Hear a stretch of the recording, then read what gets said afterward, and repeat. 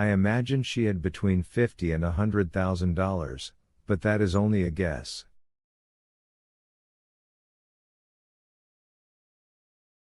Sullivan had been doing some figuring on an old envelope.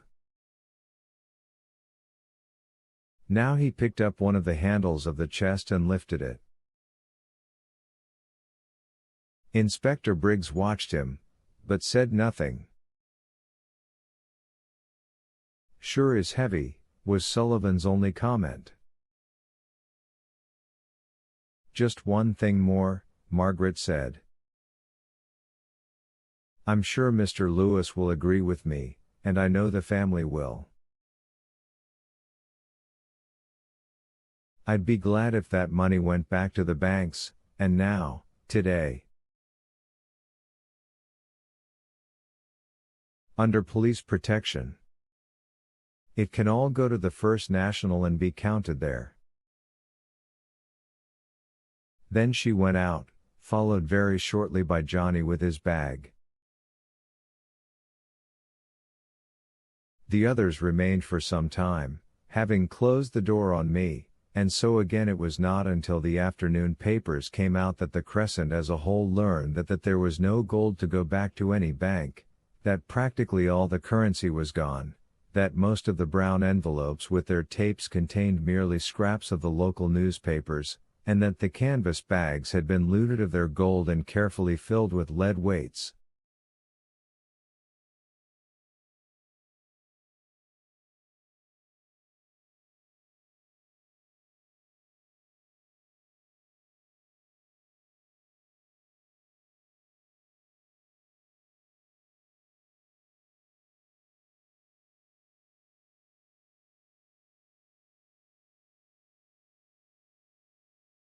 Just such lead weights, indeed, as Miss Mamie uses to hold down the none too modern dresses she makes for most of us, and which all of us buy to weight the bottoms of flower vases, and plant crocks, so that they will not upset in a wind.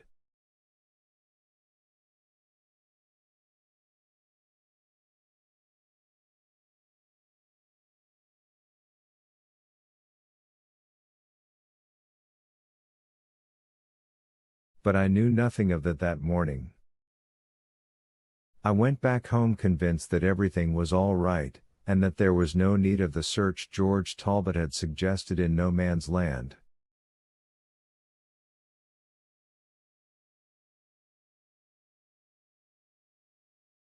Which was as well, for Mother with a sick headache is rather difficult, and I spent the remainder of the morning putting iced cloths on her head. We do not approve of rubber ice caps, and in raising and lowering the window shades.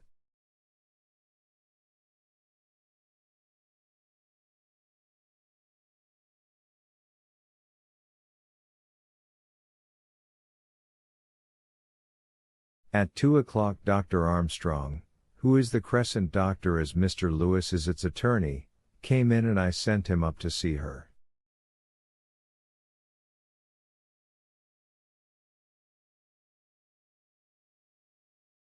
Before he went he followed me into the library, and I saw that he looked anxious and as though he too had not slept much.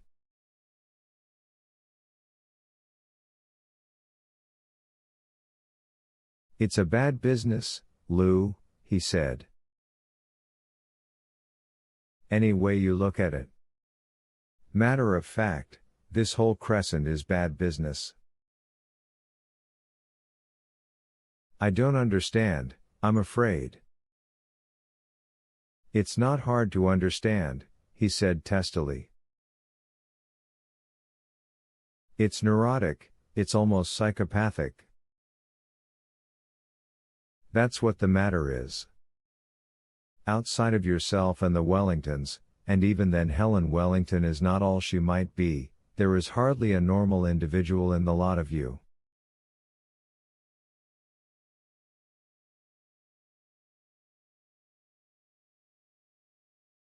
By circumstance or birth or exclusion of the world or God knows what, this Crescent has become a fine neuropsychiatric institute.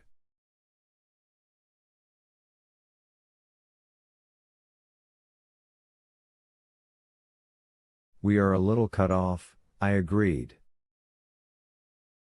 Cut off. Look at the Talbot woman, with her mania, no less, for locking doors.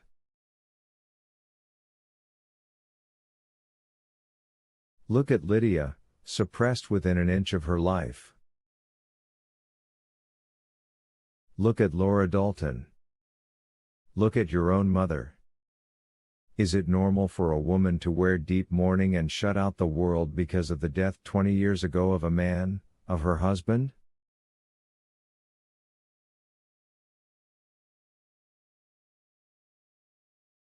Unless there's remorse in it?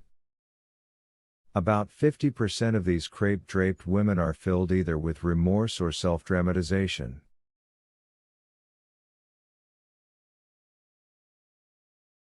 Then he realized what he had said and apologized rather lamely. Your mother is different, he added. With her it is escape. People and the world generally rather bore her, so she escapes. But take the Lancasters. Margaret has apparently managed, with the aid of an outside life, to keep fairly normal.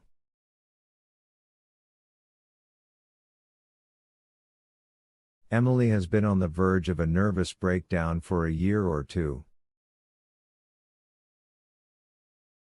Even Mr. Lancaster has felt the strain of the last 2 years. Now on top of all that this comes, and, well, I'm uneasy, Lou.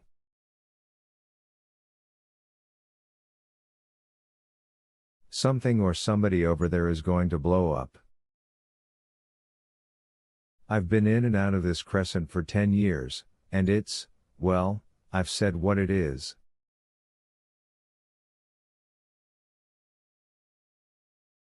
He was a youngish man, with a thin tired face and a habit of drumming nervously on his professional satchel while he talked.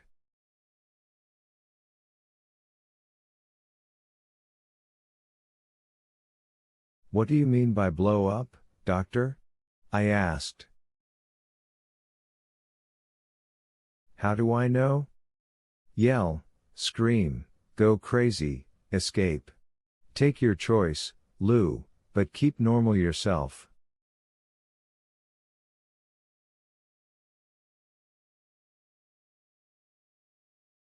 He got up then, and prepared to see Mother. But he turned back at the door. You found Mr. Lancaster in the library, didn't you?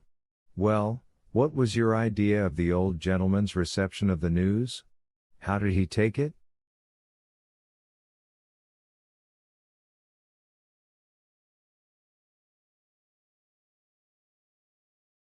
He was shocked, of course.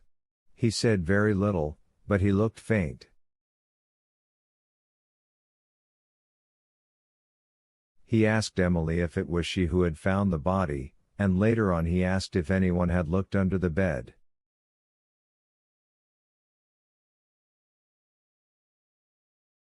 Who was there when he asked that? Both the sisters. Not too shocked, then, to think of the money. Well, what about the 2 women?